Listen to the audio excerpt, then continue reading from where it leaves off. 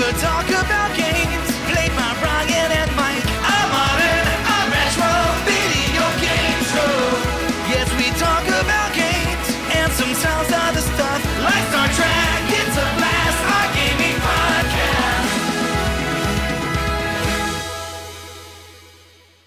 Hello and welcome to another Talk About Games. I'm Ryan. And I am Mike. We are going to be talking about Super Mario Land. Which one? Super Mario Land 2, 6 golden coins. And a little bit later in the episode, I'm going to be talking about some mobile games that I actually like. Ooh. But let's jump into Mario Land Golden Coins. Now, I've played through the first Mario Land many times. I have played Mario Land 2, but it's been a very long time, and the only thing I remember about it is that you get like bunny ears or something. Right. I need to do like a stream of it. I know I'm like overdue on that one. So actually, please tell me about this game. I want to know. So Super Mario Land 2, 6 golden coins is a later original Game Boy game. It is a direct sequel to Super Mario Land, the classic Game Boy Super Mario Land, but it's a very different game. You could tell from Super Mario Land 2 that they learned a lot of the lessons that they learned from games like Super Mario World and Super Mario 3. Some things. Super Mario Land, Mario is very, very small. Mm-hmm. I think when you jump on the turtles that are like the bomb turtles, like it's the smallest possible It's hard to say, yeah. thing. There's shooter stages. Batman on Game Boy is like that too, where he's like really like small on screen. Yeah. Yeah. You know, I was thinking about that. I was playing around with the GB Studio, the game development thing. And when I first drew all my sprites, you know, you're using 16 by 16 or 8 by 8 tiles. And I'm drawing everything with these small tiles, and I'm like, I need more tiles. I need more size. Mm. And I assume that Nintendo had a very similar feeling when this game was designed, because everything in this game is big. Mm-hmm. It takes up a lot of screen real estate. And that's a hard thing to do. But I think the most amazing thing about this game is the fact that it has big screen-filling enemies. And Mario's big. Mario's the biggest he's ever been. They were very aware of that with early on with like the Ninja Turtle Game Boy game, because the turtles like fill up the screen, like on that. So I guess, you know, they probably, exactly like what you're saying, they probably looked at the first game and were like, we better make it so you can recognize the fucking characters. You know? Yeah, it's crazy. And another thing is, you could tell that they were very conscious of how they didn't have color, because there's a few things about the game that had to change because there's no colors. Pop quiz. In Mario, there's the mushroom that turns you into Super Mario. What color is that? Like white and red. White and red. Mm-hmm. Then there's the mushroom that gives you a 1-up. What color is that? Green and white. Can't do that on a Game Boy. Sure. So you have to probably like write it on there. So what they did is they changed the 1-ups to hearts. Okay. Now here's the thing. If you just had a regular Nintendo and you had regular Mario, Super Mario, and you had Fire Mario, how would you tell them apart? The color. The color. Right. On Game Boy, you couldn't do that. So now he has a feather on his head to show that. Okay, that's funny. And then, you know, we had seen Super Mario 3. We had seen Super Mario World. The power-up in this is the bunny ears. Mm-hmm. And the way the bunny ears work is if you either tap or hold the jump button, he, like, flutters. Yeah, right. So it's a little bit more like the cape in Super Mario World without being able to do the flying. Like Peach a little bit, or? It lasts forever. Okay. But Peach could just fly. Well, hers runs out, though. Hers runs out, but when it's on, she goes horizontally. Right, yeah, right. Yeah. This, you're always dropping a little bit. But it's very, very... So it's the raccoon tail. Yeah. It's very, very forgiving. The jumping and control is a little floatier than Super Mario Brothers and Super Mario World, but it's not too floaty. One of the hardest things is like there's not really that much difference between Super Mario and regular Mario because of the scale of everything. And the only time you really notice that the screen is smaller is when you're falling. Because when you're falling, you're like, oh crap, I can't really see what's below me. Oh, right. And there's a lot of cheap deaths that result from that. I see. They could have put some black on the sides and like thinned it out to maybe that would, you know what I mean? Maybe. Would that, does that make sense? I think you need the width. Yeah, I guess so. But it's like, that's the only thing. That being said, on the Analog Pocket, like with the bigger screen, Yeah. it looks a lot better. But it doesn't give you any more real estate. This game has a world map, which is not something that the original Super Mario Land had. No. There are a bunch of worlds, lands surrounding Mario's castle. Okay. And Mario's castle has been taken over not by Bowser. Is it Peach's castle or it's Mario's No, it's castle? Mario's castle. This is Mario's island and Mario's land. Mario's got a fucking castle. Yeah. Wow, that's kind of So cool. this is a sequel. This is a direct sequel to Super wow, Mario that plumber's Land. come a long way. Dude, he's coming back with Daisy, and he's going to take Daisy to the castle. But he can't because a new villain has taken over, and that new villain is Wario. Yeah. And it's great. At the very beginning of the game, you can go straight up after you beat the first level and go into the castle, and you see Wario just running on the roof laughing. Isn't Daisy like Luigi's? This is before that. Oh, right. Oh, that's true. There's no Yeah, yeah. Luigi. Yeah. There's no Luigi in any of this. Okay. Although I just ordered it on Amazon. I ordered a fan remake of this game for Game Boy Color called Super Mario Land 2 6 Golden Coins DX. Oh, the DX version. And DX in the vein of Zelda DX. Right. But it wasn't made by Nintendo. It was made by fans. Oh, cool. And they added Luigi. Okay. So, Well, what do you mean Luigi wasn't around? Because Luigi was in Not the in- Mario arcade game. but not like, in Land. in the land games. Okay, that's how you mean that. Yeah. Okay. It's not like there was like Link Cable or 2-player. Gotcha. Right. So there's 6 lands and they're weird. I made a tweet about this game. Okay. And I said, this game is like Nintendo sanctioned fan fiction. I missed that tweet. Usually I get most of your tweets. I'm sorry I missed that tweet. I try to stay off of Twitter sometimes. Yeah, no, I hear you. Yeah. Me too. So I'm going to tell you about some of these zones Yeah. that are in Mario's land on his island. So it starts pretty calm. Yeah. There's Tree Zone. And in Tree Zone, there's trees and there's tree sap. And the best way to... Wow, a video game that has like a wood area? A wood area. Wait, let me guess. Is there an ice area? No. Is there a Is there a fire area? No. Is there a water area? No. There is water in this game, Okay. but there's not a specific water area. Okay, go ahead. Right. That's what I'm saying. This game's like Okay, crazy. okay. Right. So you got your fire flower, you got your bunny suit, and you got these 6 zones, and each zone ends in a unique boss with a unique coin. And the 6 coins open the door to Mario's castle where you can go fight Wario. So Tree Zone, the boss is a bird. The bird looks kind of like the giant claw, to be totally honest, which is good. Is it as big as a battleship? It is. All the enemies follow Super Mario World rules. You jump on them 3 times to beat them. There is Macro Zone, which is a zone where Mario gets tiny, which is a callback to Super Mario Brothers 3, where you go to where everything's big. Right. There's that. And then later on in the Yeah. new Super Mario Brothers games, they had that where you could go tiny and go in the small pipes and stuff. Yeah.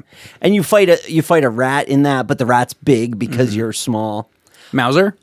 It is not Mauser. The missed opportunity, right? So there's Pumpkin Zone.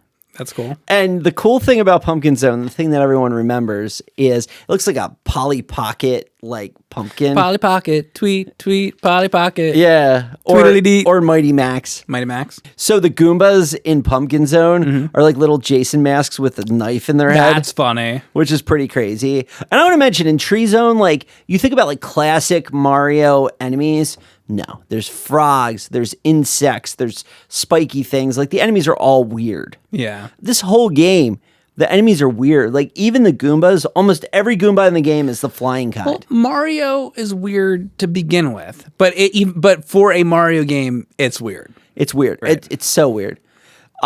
There's a Mario zone, and the Mario zone is a gigantic clockwork Mario where you're like in his like gears and brain, and it's all like mechanical. It's like when you read the Where's Waldo books and you get to the page where it's all Waldos. Yeah. And you gotta find Waldo in the Waldos, you know? Mario Zone, the boss is just the three little pigs. Like, and they have the little houses, like the House of Straw and the House of, like, what the heck? That's weird. It's so weird. There's Turtle Zone. And Turtle Zone, Is it Koopa Zone? No, it's Turtle Zone. Motherfuckers. I'm going to use that from now on whenever somebody gives me a hard time about calling a Koopa a turtle. I'm going to say, oh, I was talking about the turtles from Mario Land Golden Coins, motherfucker. Yeah. So Turtle Zone, the boss of the Turtle Zone is not the turtle. It's an octopus.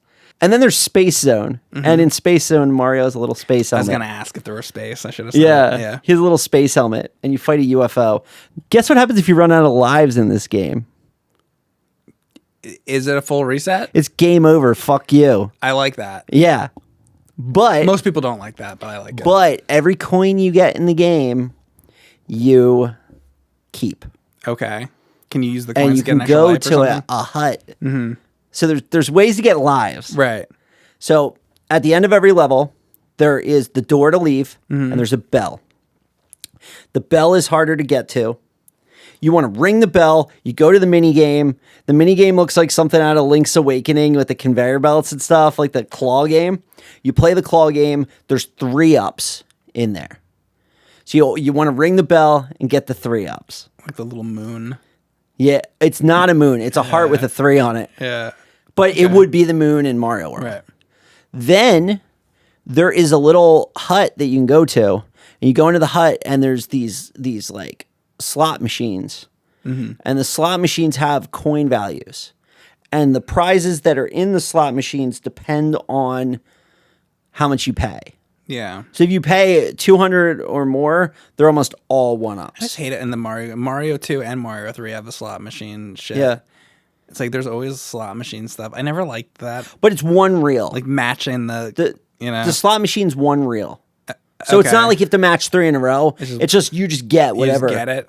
So if you pay the cheapest amount, there's no 1-ups in it. It's like 10 coins. It's like stupid, or 20. Then 50 coins, there's like a 1-up. There's like a couple 1-ups. When you get to 200 coins, it's almost all 1-ups. And you get to the top amount of coins, it's all 3-ups.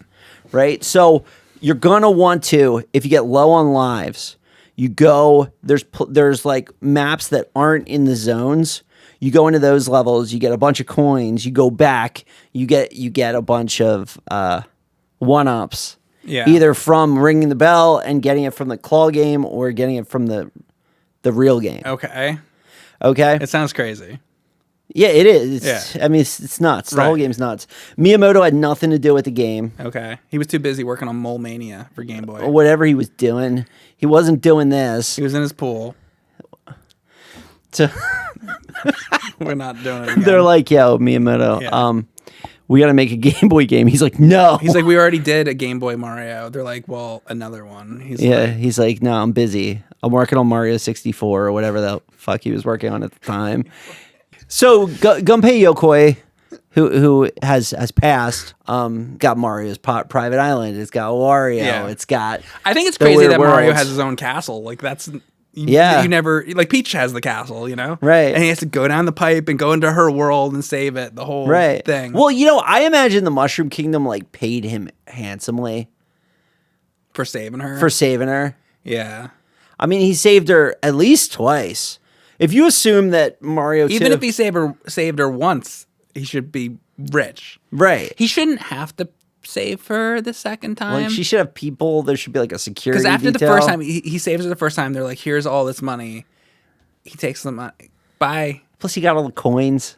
And the coins. They didn't have to pay him. There were gold coins everywhere. Yeah, that's why when you get to Mario 2, why is he even... Well, that's like a dream, right? That's true. Yeah. It's just a weird dream. Maybe Mario 2 is a dream of the first Mario game, but dreams are weird. Yeah. It's weird. Yeah. So it's interesting that like 90% of the enemies that are in this game never appear again. Right. Like we don't have like Jason Voorhees, Right. Goombas going around. Yeah. You know, it's really weird. This game has the spin jump from Mario World in it, which is crazy. It has Wario in it. Wario, the boss fight for Wario is he gets the bunny ears and you fight him. I remember playing Mario Maker, and at one point, the game was getting crazy or whatever, and I spun jumped. That's like not how to say that. Spun jump? Yeah, I spun jumped. Wow. Yeah. I did a spin jump. You did a spin jump. But when you're in the moment and you're like playing the spin game jump. and you're screaming and it's crazy. I'd be like, I'll allow it. Yeah. That's fine. Yeah. No, but that's what makes it fun to tune in because you don't know what's going to happen. Yeah, say stupid things. Right. So the spin jump's good. All the worlds are good. It's a fun game. It's like a big game for a Game Boy game. So, maybe this is a spoiler, but what happens at the end? You fight Wario. Oh, it's Wario. Yeah. Yeah. Yeah, you fight Wario. Okay. And Wario goes through all the forms that Mario has. Yeah. Like, he gets a carrot and turns into the bunny. Yeah. He gets a fire flower and turns into... Oh, he does all the things. So you have to, like, use your experience to, like, get through it. Yeah. But his, like, powers are, like, weird because he's Wario. Like, he shoots fire different and he jumps different. Right. And he, like... but it's the same. You jump on him 3 times, all of that. Is it hard? Yeah. Yeah, it's easy to die in this game. Okay. Because, one-hit deaths, you start with 3 lives. It's not like you don't have the, like, item that drops down from Mario World. You don't have, like, where you can hold on the items. Did you say you got the DX version? No. Oh, okay. I ordered it. I'm going to play it. I've been playing my Game Boy stuff in my GameCube. Yeah. Because I do it that way. Either that or the Super Nintendo, depending on what it is. Like the Game Boy. I can tell you, at home, I have the 8-bit Duke controller. Mm-hmm. The 8-bit Duke controller didn't disconnect. And I was using it wireless and everything. And good. It was amazing. Yeah. I had, like, at the capture station out there, I had this crappy, like, GameStop branded Xbox controller. Okay. And it kept disconnecting. Ugh. And, like... Oh, wait a second. Are you telling me that you bought something at GameStop and it wasn't great? Are you telling me that you had a bad GameStop experience? Oh, I did have a bad GameStop experience. Have you ever had a bad GameStop experience before in your life? Yeah. The last time I was in GameStop, I'm like waiting for this guy to get my discs, and that's fine. Sure. He's the only guy in the store. He's got to find the discs. I used to work at GameStop. I know all about it. I don't give GameStop people shit because I know that they're district managers and corporate. It's not about the people that work there. It's about how they run the company. And they got to ask a billion questions, all that. I'm like, chill. Yeah. It's fine. So this guy comes in and he's like, do you have Because it's the person's job. They don't want to ask those questions, but they have to. They're forced to. Oh, yeah, because if they don't ask the questions, like when I worked at GameStop, let's talk about that. Yeah. Okay. Or they get fucking reamed out if they don't ask because they're supposed to sell a certain amount of magazines or whatever. It's not about that. It's about the company. So 20 fucking years ago, I worked at GameStop. Yeah. And this is how it worked. Yeah. Okay. There were only 2 things that they cared about. Right? Or 3 things they cared about. But one of them they knew that they were fucked, so they didn't really care about it. The 3 things they cared about was pre-orders, A, always. BB, C, closing. Sorry, go ahead. Always be closing. Always be closing. Yeah. No. You want coffee? Coffee's for closers. You better. Yeah. You better get pre-orders. Yeah. Always be pre-ordering. Somebody said something to me in my chat once, Yeah. and I'm like, I'm like, get the. I quoted the movie, and then they thought that I was just saying it, like they thought I was being a dick. I'm like, you see this watch? This watch will cost more than your car. Yeah. Meanwhile, I didn't have a watch on, and they're like, oh, Mike's being a dick. I'm like, it's fucking Glenn Ross. Calm the fuck down. Yeah. That's fine. Should I tell them? Yes. I should. Oh, absolutely. All right. Okay, so wait, so Ryan and I are fans of this movie. Because I actually like the full movie. Yeah. But there's one particular scene in it where he's a fucking complete, Alec Baldwin, and he's a complete fucking asshole. But he's saying things that are like very truthful, right? In many ways, very inappropriate, but very truthful. And anyway, one of the things is, to run a business, you have to have balls of steel. You got to have brass balls. And it's funny. And then he opens a box and he takes out the brass balls and he holds them by his like crotch. And then Jack Lemmon, they cut to Jack Lemmon and he's like, fuck, like this, And Jack Lemmon was a great actor. So the brass balls in that scene came up for auction at Heritage Auctions. Yeah. And someone in our office comes to me because, we have salespeople that sell brand deals and do all kinds of things. And like, Glengarry Glen Ross is the quintessential sales guy movie. Yeah. Right? Yeah. So I've quoted it a million times. Put that coffee down, coffee's for closers, right. All of that. So the brass balls came up for auction from Heritage Auctions, and I bought them. Yeah, that's awesome. So I own the actual brass balls from that scene. It's awesome to get like actual movie props that are like the real thing. I just bought a Carl Barks thing off of there recently. That's a great website, and I always wonder about like comic art like that because you used to go to the Disney store. Or like the Warner Brothers store, remember when those existed? And then they'd have the cells on the wall. Yeah. And those cells are not the production cells that were like used for the cartoon. Those cells are just like reproduction cells that they sell for like $100 to the public, whatever. But you go on a site like Heritage Auctions or certain places, you can find like actual real like Looney Tunes or Disney, like you want like a cell from Pinocchio, you're gonna be paying like $30,000. Like it's like a fortune to buy that kind of stuff. A lot of I told you, my wife got me the Gundam cells over Christmas, and I mean they were a couple $100, and they weren't like the best. Right. If you wanted the best one, that's thousands. Sure.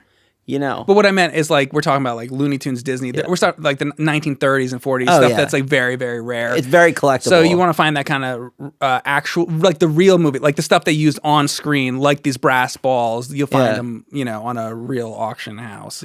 All that happened, right? But I'm a GameStop. This is what GameStop cared about 20 years ago. Right. So you had to get pre-orders, and they give you a photocopied like a sheet of the covers that it might be, but they don't have the covers for all the games, right? Mm-hmm. And the numbers were insane. They're like, we want you to get 5 pre-orders per shift. Okay. Right. Oh my god. Or fuck you. Right. Like you're back then. It wasn't like it is now. They were like, we have we're gonna pay you $6.25 an hour, and there's a million kids that want to work at GameStop, so it was like intimidation, right? They're like, you know how many people we can get to do this? Yeah, we don't need you. Right. Get your 5 things. So what ended up happening was we'd have guys that came into the store that always came into the store. Yeah, and I'd go to them and I'd flat out just be like, hey man, it really helps me if you pre-order the games. I know you're gonna buy them, but we got Final Fantasy X's coming up. I've had people say that to me. That kind of thing. Yeah. I'm like, hey man, like I get it if you don't want to, but it's $5 down. It helps me. It helps the store. Mm-hmm. I'd always say it helps me, even though they tell you not to say that. Yeah. But I had to get 5. So you needed to do something. So there was that. Right. That was number 1. The other thing is Game Informer magazine. They're like, oh, you better sell at least 1 Game Informer magazine per shift. Do you know how hard that is? That like always aggravates me because I don't want it. I don't want the magazine. It's outdated. It's like we have the internet. We have that's it. And like I read that you sit and you read the magazine. Yeah. It's like I don't want to read the fucking magazine. And then it aggravates the shit out of me because it's like they're like, because if they don't want one thing, they want another thing. Be like, I don't want the magazine. They say, oh, okay. Can I have your phone number? No. I've also been to like shoe stores. Yeah. And I'm like, I'm just trying to buy a fucking pair of shoes. And I'm like, can I have your phone number? You don't need my phone number. I just want to pay. Here's my credit card. I just want to pay and leave. Oh, but we need your phone number. Be like, why? You know, like, no, you're not getting my phone number. I remember one time I like refused to give my phone number, and they literally could not check me out. A manager had to come over and like do something with the register to be able to even check me out. That's how hard. Like the dude was like, they like have to get your phone number. I'm like, you're not getting my phone number. You should have been like 867-5309. I should have, I guess. You know, whatever. I was just so type angry. in whatever. I was just so angry about it. I wasn't even thinking of that. No, it's tough. But and they do that, and then they real quick. Then if it's not that, then it's you know, the magazine, or they want you to pre-order something. There's always another thing and another thing that they want out of you, and it's like too much fucking information. When I go into the store, it's like I'm like, oh, Mario Party. Oh, I want to buy Mario Party. I want to bring it to the counter and pay for it and leave. And then they annoy you with all this bullshit, and they're still doing it to this day. If you want me to go to GameStop, stop all that bullshit, and maybe I'll think about I don't go to GameStop anymore, and I haven't in a long time because they piss me off so much. So I got two more things. Yeah, go. They also wanted you to sell one extended warranty on a console per shift. So, like, I'm lucky if I sell a console on a shift. Especially if it's like new game comes out, Final Fantasy X. So that also means you have to sell a console? Yeah. Not only that, but they wanted you to sell more than 50% used. If your sales were more than 50% new, you'd get a talking to. And they were constantly talking to you. There were times when I was like the best person in the store. More than 50% new? More than 50% used. Oh, used. Because they want you to be selling the new shit because it's more expensive? No, they want you to be selling the used shit. Oh. So ideally you would sell all used shit and not sell new anything. Oh, really? That's what they want because they make more money on the used ones. Oh, wow. Right? So it was like this constant thing, and then the reps would come out and yell at people, and it would be this very like hostile thing. And you're making like $6.25 an hour, and you're trying to meet all these goals, you know? And it's like, I understand now. Like a lot of times I go to GameStop and people don't do it. Yeah. Because like, why? Yeah. It's ridiculous. It's supposed to be this fun thing, like video games. Like I understand that they're like a high-end pawn shop and they're in tablets and phones and bullshit now, but like I just straight up don't go. If I need a game, I'll go. I'll go to like Target, right? Because they don't do that shit there. But no, I just order games on the. Okay, so there's this thing that exists. It's called Steam. Yeah. And there's this other thing it's like the Nintendo eShop. I download the games digitally. If I want a physical, I'll order it on the internet. Right. And I very much though, by the way, believe in like going to stores. I love going to malls and going to stores, but like they do all this bullshit. I'm not gonna go. I would love to go down the road and go into a game store and have it be a nice experience, but they completely butcher and ruin the experience to the point that I don't want to go in the building. So I have to say that it's because I don't want to go through that experience with the employee and have to deny it. Yeah, because I feel bad for the employee, so I just don't want to go into the fucking store. So I was a little bit of a Boy Scout back then, you know, and I tried to meet all those goals, but it was very stressful. I think that like now, having like the experience, now I'm a little like more chill. Yeah. Right? And I just be like, oh yeah, sure, I'll get the 5, whatever. Right, like whatever. What I guess you have to have that attitude. Right. But then I was like, oh, I gotta do it. Do it, you know? But that's like they're taking advantage of you. Yeah. And you know what I hate about it is like I did probably why they hired you, because they're like, well, they'll probably hire anyone, but it'd be like, oh fuck, this kid'll do it. Right, stick him on the register. Yeah, make him do it. Yeah, and the other fun thing is we got held up at gunpoint, so it was a fun job. Yeah, all around. Did you get attacked by a dog once? Very recently, I got bit 4 times by a dog last year. Ryan's got all the luck. Yeah. Yeah, and just to complete the stories, one time I was in Center City, Philadelphia. I walked out at 21st and Arch. I walked out of a building.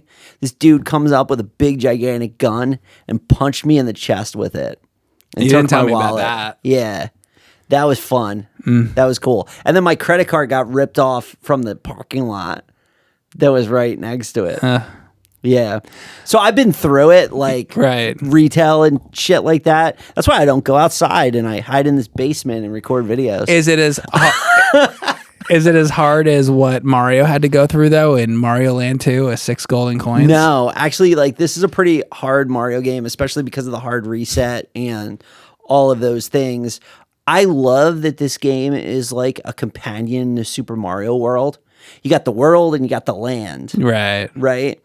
And we really didn't have like a separate land thing until 3D Land. It's funny, there's also Donkey Kong Country and Donkey Kong Land, and then they had those yellow cartridges. Yeah. You know? Yeah, I have those. Yeah. And those games are hard too. Yeah. They're hard freaking games. Yeah, I haven't gone through those. Yeah. Game Boy is like this rich land of like punishing games. I really think, because you like to play hard punishing games. I do. This is not hard punishing, but by Mario standards, it's not easy. Another trilogy of, definitely hard games if depending on it, if you get to the higher levels of it, or the Mario, well, they don't call it Mario, but it's Mario. The Game & Watch Gallery Game Boy games. Oh, yeah. Game & Watch 1, 2, and 3, which are all Mario games. They're all like mini games, and I want to bring that to the show eventually. But, man, I love Game Boy. It's cool. Yeah, Nintendo, Game Boy kind of got to continue the NES mentality for a while. Yeah. Like we're talking about this game. This is a Super Nintendo era Game Boy game. Right. Right? But think about it. We were in Game Boy. Now it was Game Boy Advance, but through GameCube, it was still Game Boy. You could pick up that Game Boy Advance and play the earliest Game Boy The game. lifespans of the handhelds went on longer than the consoles. Yeah. Yeah, a lot longer. Yeah. Yeah. And now my recommendation is, you're not going to get an analog pocket forever, but they're taking pre-orders. If you want to play a Game Boy game in like 2 years, get an analog pocket. But if you want to play one now, get the classic Game Boy Advance. Right. With the classic form factor. Right. And do the IPS screen swap in it. It takes like 15 minutes. And you'll have this beautiful backlit, amazing screen. That's cool. And it's great. I do either GameCube and do an EverDrive into GameCube or EverDrive into the Super Game Boy to the blue, like transparent Super Game Boy 2 into a Super Nintendo because I like to play on TV. So these are two ways you can do it. One of the things I want to do for the convention is I bought two Super Game Boy 2s that have the link cable slot. I want to do Pokemon Red, Pokemon Blue with the link cable going between them. Is there also yellow Pokemon? There is. Yeah, because yellow, and then the Japan. Can you connect 3? Well, you would move it around. You move it around. So what you would want is you would want green, which Emerald? No, green. So okay, right. Okay, so there's Pokemon Green, which is Japanese only. Then there's yellow, which has like Pikachu follows you around. Right. Then there's red and blue. So Red Charmander, blue's Squirtle or something? It's Blastoise is on the cover, but yeah. Okay. Right. In the game, you get to pick which one you want of the three, but yeah, it's what's on the cover. So I want to have that set up with the Super Game Boys with the link cables and see if the attendees of the convention can assemble a full Pokedex. That's a cool idea. Over the... And then also the scorekeeping, like NES thing. Yeah, I'm working on that too. And you can see that it's my pin post on my Twitter right now is what I'm doing with Lewis scripting of NES. Are you busy enough? Yeah, doing a lot of things. So I'm going to jump into my games. Yeah, let's go. Okay, so I'm going to be talking about some mobile games today, and I'm going to talk about several different games, but I have sort of a purpose. But I'm going to start with Where's My Water, which I believe is a Disney game. Yeah, it is. So Where's My Water is a game that I think you can play on tablets or on your phone, and there's a little crocodile who's at the bottom of the screen, and at the top of the screen, it's usually the screen's filled with dirt, and it's touchscreen. So you can, let's say, drag your finger through the dirt and create a path. So you turn on like a faucet or something and water comes out, and then the water will go where where's my water, will go wherever the path is you draw with your finger.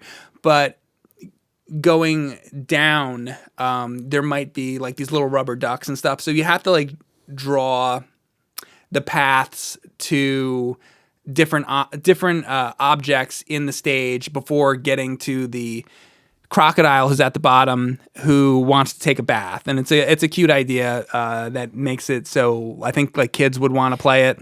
And it's like Lemmings rules where like in Lemmings you don't have to save all the lemmings, but you need to save a certain amount. In this, you need to get a certain amount of water down to him. That's true, yes. So if you can't just get one drop. You have to fill the bathtub enough or he's not happy. Exactly. Yeah. Yeah. So you get the water to a certain point, and then as you go, it gets gradually tougher and tougher. Like some of the later stages will combine lots of different elements, like you turn on one faucet and like green goo might come out that like makes things explode, or there's another one where you turn the faucet and it's like acid that will like burn through bushes and things like that. Isn't there also one that like if it gets in the water supply it'll poison the water supply? That's the purple one that I'm talking about. That's like that's like the poison. So if the poison gets into the water, all the water turns poison, so you gotta like be careful. So you kind of dig trenches so that you keep your water safe, and then you can keep your you keep everything sort of separated and whatever. And then there's times where you want to combine them because you need more poison and whatnot. There's a lot of strategy to it, and it's a good game. It's a game that you purchase, which I think is a good thing because what I'm doing here is people shit on mobile games all the time, and there's a good reason for it. And there are some good mobile games, and I want to go through and highlight some of them, because you'll find with many mobile games that they are pay to win. And pay to win games can be annoying because you're playing the game and you're like, oh, I might enjoy this game. And then you get a few stages into it, and now the game might become so difficult that they make it very, very hard to progress without purchasing something. And that's how they make their money, and that's pay to win bullshit, which really needs to stop because it's bad for mobile games, and it's also really bad because a lot of people fall for it, and people will just spend a lot of their money and without really like thinking about what they're doing. And I think that it's a really gross thing that goes on. But I want to talk about some games like Where's My Water that are good for mobile, because everyone shits on mobile so much. It's not that mobile is a bad thing. It's just that the pay to win stuff is bad. So I recently read an article that explained how these mobile developers develop these games.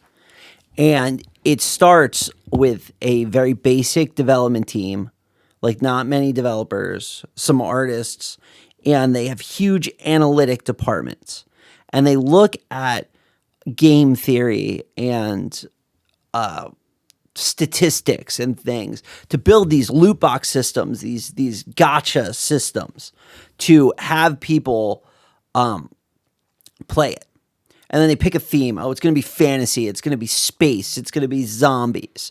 And then they spend all the money on marketing and all the money on getting the game out there. And to build this like addicting slot machine, this addicting loot box machine. And then they put it out in the world. And if it makes money, they keep doing it and keep coming out with new stuff if they attract what they call whales. So most people won't spend money on the game. But when they find somebody who spends a lot of money, that's a whale. Mm-hmm. And there are people, like ordinary people, who spend thousands of dollars opening these loot boxes, going through this gotcha process. And I feel like they're exploiting these whales who they don't know any better. The platform. Right. Because what happens now is, and I thought about this, yeah. One of the games that you showed me was Downwell. Mm-hmm.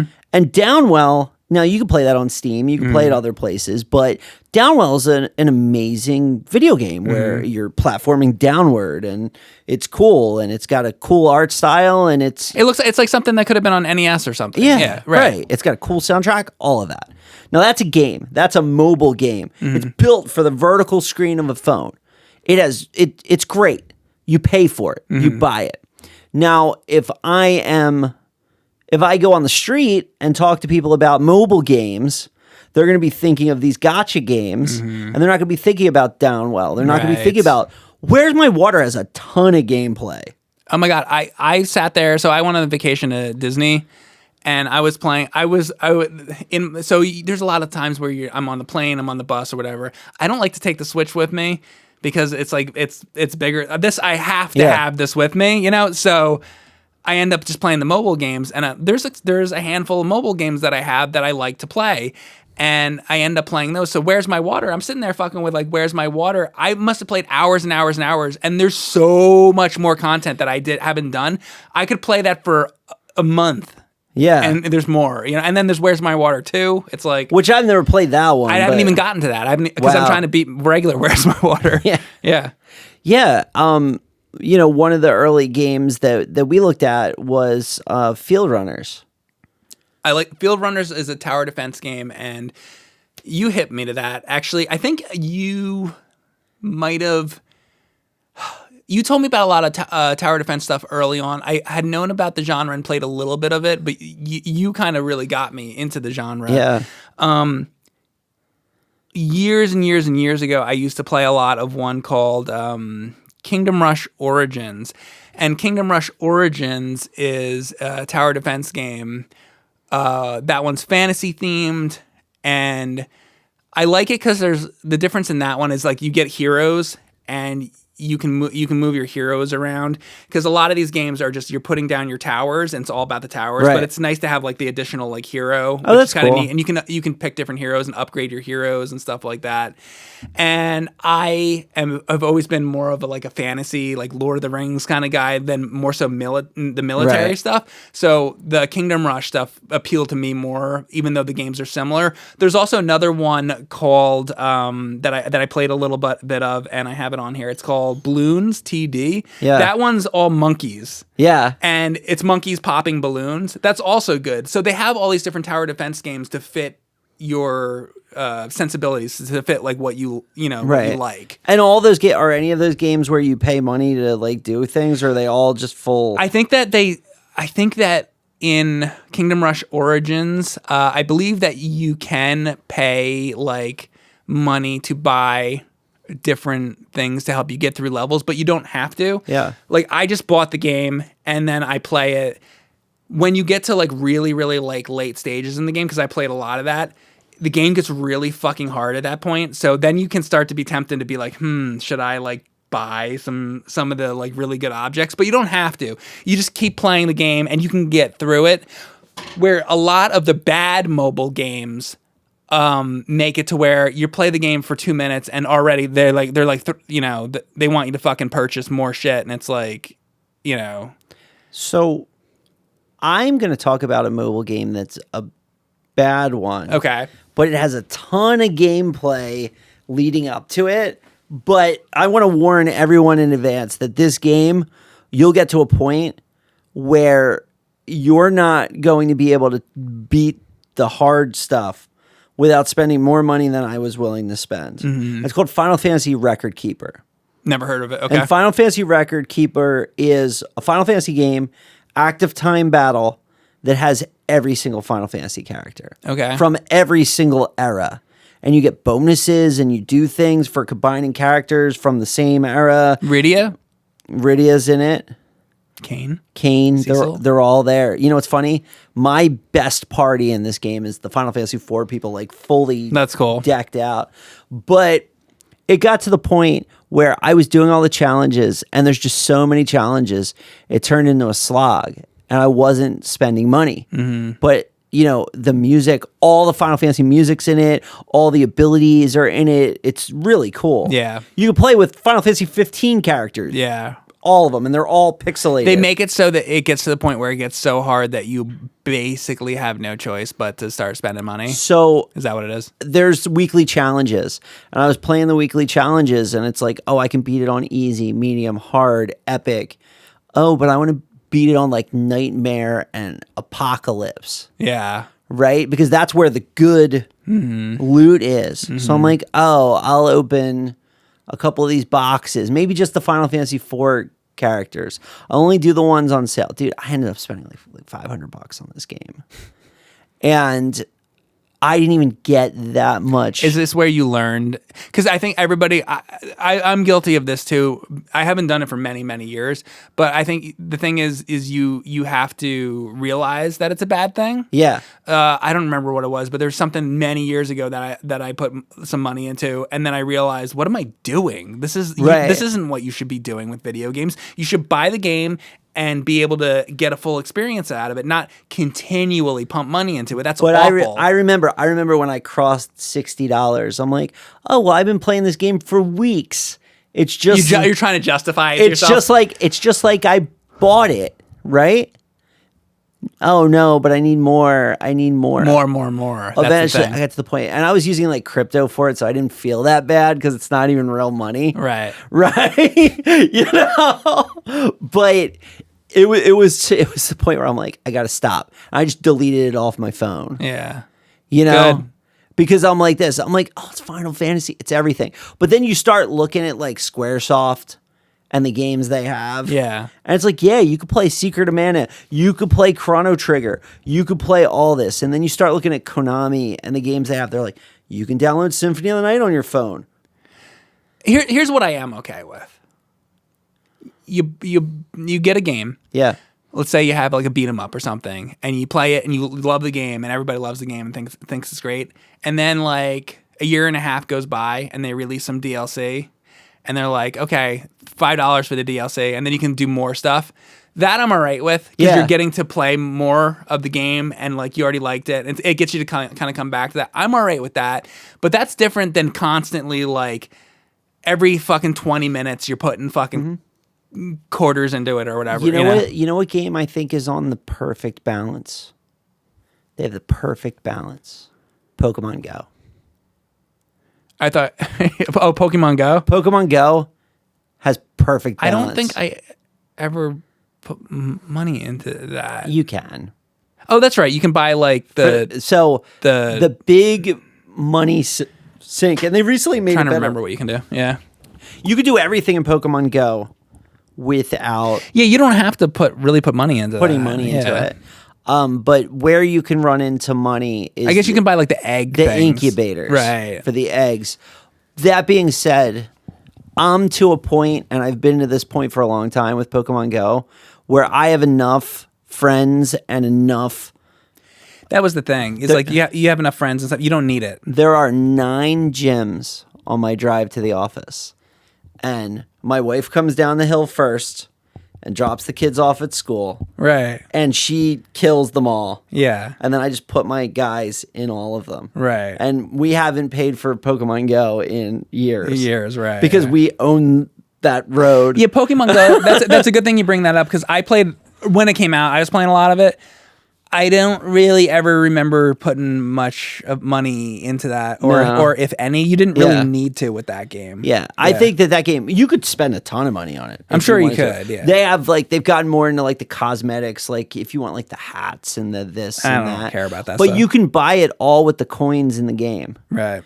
And even like when they have the special events where there's like the shinies are fast, you could pay $1 to get the special quest line. Yeah. But you could still do a lot of the things without it. I just like to go around and try to get all the characters, Yeah. I think that is like the least offender. Yeah. And they're making $2 billion. Isn't that crazy? That's fine. I'm like that one doesn't, they didn't do it too bad with that one, but basically certain mobile games do that worse than others. But I want to talk about a couple others that are really, really good. So a game that I loved and I streamed and I played a lot of is Dungeon Warfare. Okay. And Dungeon Warfare is on Dungeon Warfare 1 and 2. They're on Steam and everything. You can play them on there. I think they're on Switch, but you can also play them on mobile. And the thing that happens with some games is they don't translate well, but I've been playing Dungeon Warfare 2 a lot on mobile, and you're able to actually play. I played it hours and hours and hours, you buy the game and then you just fucking play it, and it's really good. You know, it's tower defense. You can like lay down traps, and there's all kinds of different things you can do. Like one thing that's kind of cool. You know, in a tower defense game, the enemies come out from the side and they're trying to get to the other side, to the door or something like that. There's like these little devil guys that you can put out on. So you like select like the wall, and a little door will open, and the devil guys will come out. But you can put money into them, and you can like beef up the devil dudes. So what that's good though is if you put them in a hallway, it'll create like it'll block them from moving. So I really like those guys. And what you do is, because you're creating a block with those devil guys, right in front of them you put like a trap. So all the enemies come and they can't get further, and then they're just getting hit by those spikes and shit. And then you put a gun on the wall. Yeah. So then they're getting hit from all angles and shit. And that's cool. Just stuff like that. And there's all kinds of different traps. Like if there's water, there's like a spring trap to like send all the guys into the water. And then there's ones that are like springs that like push them and stuff like that. And there's all these different traps that unlock as you go. And the game has a good steady progression. It gets harder, as you go. And if the game isn't hard enough, which sometimes it's not, and you're like, well, I beat that level, but will I ever play that level again? You can get runes, and you collect the runes, and you go back to the original rune, R-U-N-E, and you put a rune on it for that room, and it'll be like a ×2 multiplier or something like that. It's like, okay, now the enemies that come out, they're twice as strong, or they're twice as fast, or whatever. And then I start putting all these runes on, and I'm like, all right, I'm gonna beat this fucking first level with like 30 runes on it. Wow. And stuff like that. But now I'm gonna do level 5, and I'm gonna put the runes on, or it's like, oh, I couldn't beat it. I'll take 2 runes off. Let's see if I can make it. And it's so you get more rewards for beating it with the runes on it? Yeah, because the harder you make the game, the more reward you get, the more experience, because you're trying to get more experience, or you're trying to get more gems, to not like money gems, that's like in-game stuff, not real money, gems to buy better traps or upgrade your traps. Like when you first start, the trap or that's on the ground, it's pretty weak. But you put a little more money into it, or whatever, gems into it, you can upgrade it, and then the traps get stronger and stronger and kill enemies better and stuff like that. And it's really fucking addicting.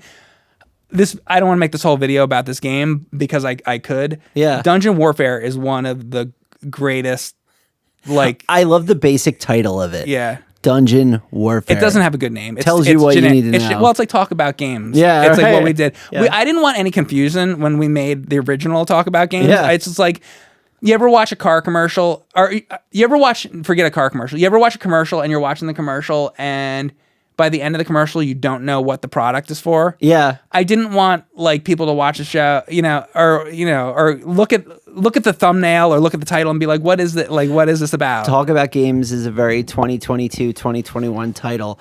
A car sales place opened near me. Yeah. Recently, and it has like a stylized logo, and it's very fresh, and they spent a lot of money on it. It's called Car Shop. Right. They sell cars. Right. Welcome to Car Shop. We sell cars. Fuck you. That's what it is. I mean, I'm fine with that because I never really liked the advertising that you don't know what it is. Like a lot of these perfume commercials, it's like people like on a fucking beach, and it's like in black and white, and there's like mist and stuff, and then it just says like some name at the end, and you're like, L'Oreal what? Paris or whatever, and whatever. It's just like, is it a shampoo? Is it like, what do you exactly? What are you selling? But I guess it's hard with like a perfume or a cologne because it's like you're selling a scent, right? So it's probably hard. But yeah. Anyway, old commercials, I recognized from, the 50s, the 60s, the 70s were very straightforward. Yeah. It was like, we are selling bread. You can eat the bread. You can slice the bread. Bread is good. It is nourishment. It's all like really basic. That's what Mad Men's all about. Yeah. Right? Yeah. So Mad Men is about... I didn't watch Mad Men. Oh. Yeah. Go watch Mad Men. Yeah. Holy I've heard it's good. It's really good. So Mad Men's all about the transition in advertising from it being like, oh, buy Lucky Strikes. There's cigarettes too. Oh, now it's sexy. It's all about that. We're on a, it's more mental. Okay. And there's awards for advertising and stuff. So anybody that's watched Mad Men and I'm having this conversation, they're like, yeah, duh, I guess. There's right? a whole TV show about it. Okay, well, I didn't Mike, watch it. God, what the sorry. fuck? Yeah, I like unplugged it after the 90s from my wall. You're I'm probably like, better good. off. Yeah, to be honest. There's a game called Tomb and the Mask, which is really cool, where you can basically you swipe your finger and you move your little. It's like a pixelated game. And you can swipe your finger up, the character will move up. Swipe the finger, left, the character will move left. And you're trying to collect dots, a little bit like Pac-Man. What I like about Tomb of the Mask is there are enemies you have to avoid and things. So it's a game that requires skill. But much like a game like Lolo, it also has like that puzzle element because there's ways you have to plan where you're going so you don't hit a spike or something like that. Yeah, exactly. So you may have to like approach a situation from a different direction to get all the dots. And you're playing it, and it's like you can get all the dots really easily, but there's like one dot that's like in a hard position. You're like, how do I even swipe to get there? And then when you get there, you got to get out really quick. Like you got to swipe left, swipe right, like really fast because something will kill you. Yeah, that's a cool game. There's a lot of good stuff. You and I used to play Heads Up a lot. Yeah, I'm sure you guys know that. It's the game where you put it on your head, and it's really, I don't know. I think of it as the Disney World game because everybody stands in line and like plays it or whatever. But like that's a fun game.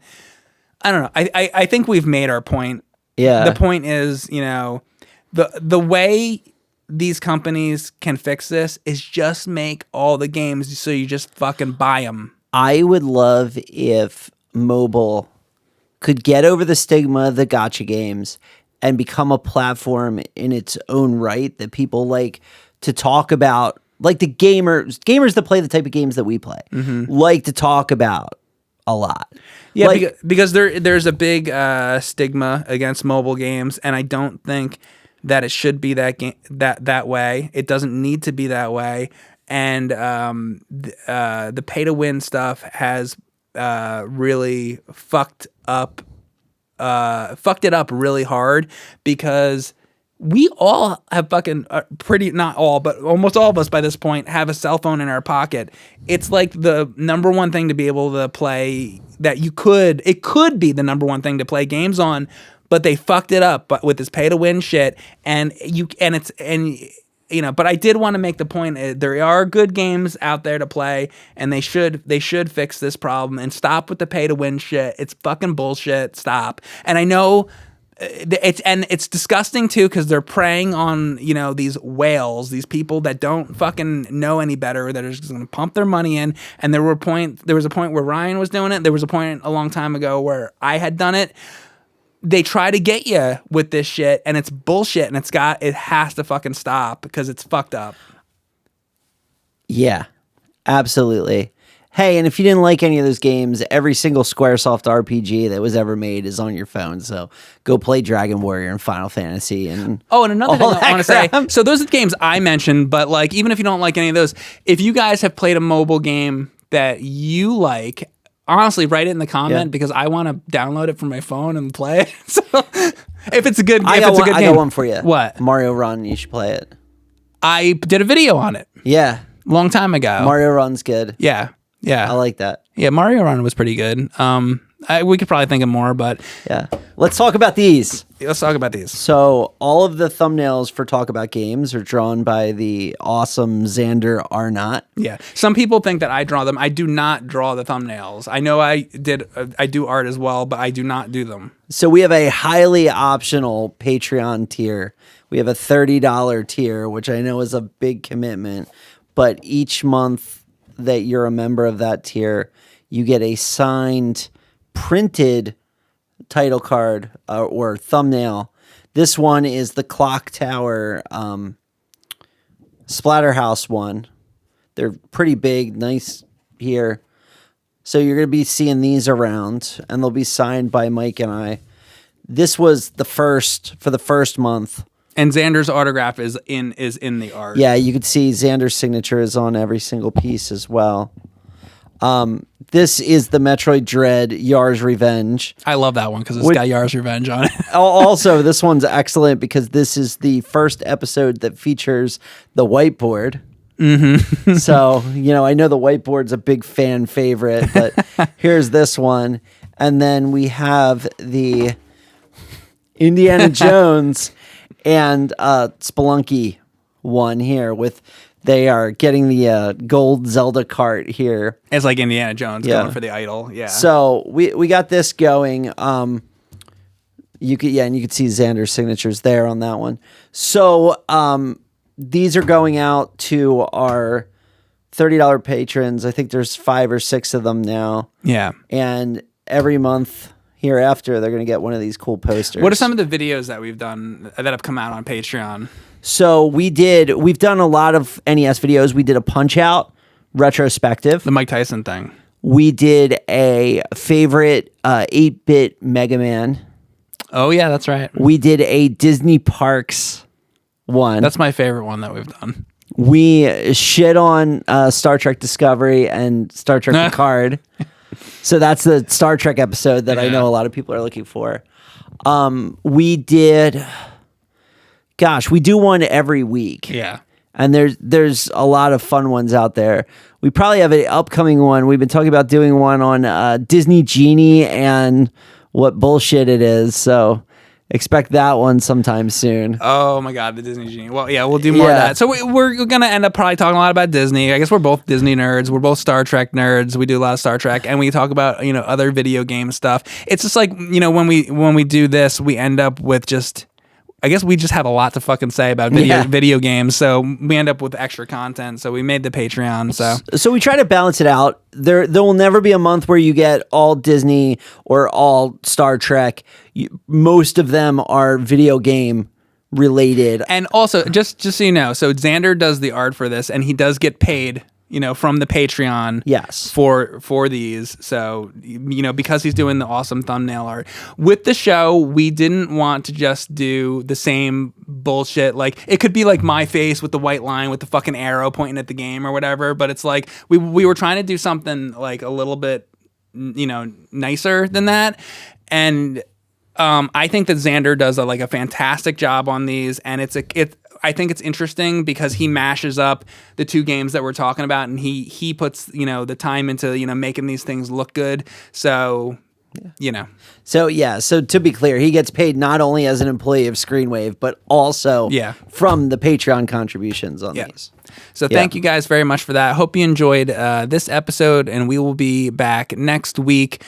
This podcast is every Friday, 8:00 Eastern Standard Time, but you can also get it on, the cell phone apps, Spotify, Google, all that stuff.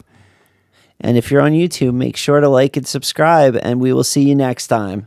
Bye, guys. I have so many things I want to talk about. I'm gonna get off track here. This is the case of a game that was far more popular in Japan than it was in the United States. They never went to Mordor. What are you talking about? This is kind of weird. But there's real detail. There's like wiring underneath. They're one and done. That's it. Sold Yeah. out. So they're super hard to come by. You heard him, guys. Bring it back. Here we go again. Round 2.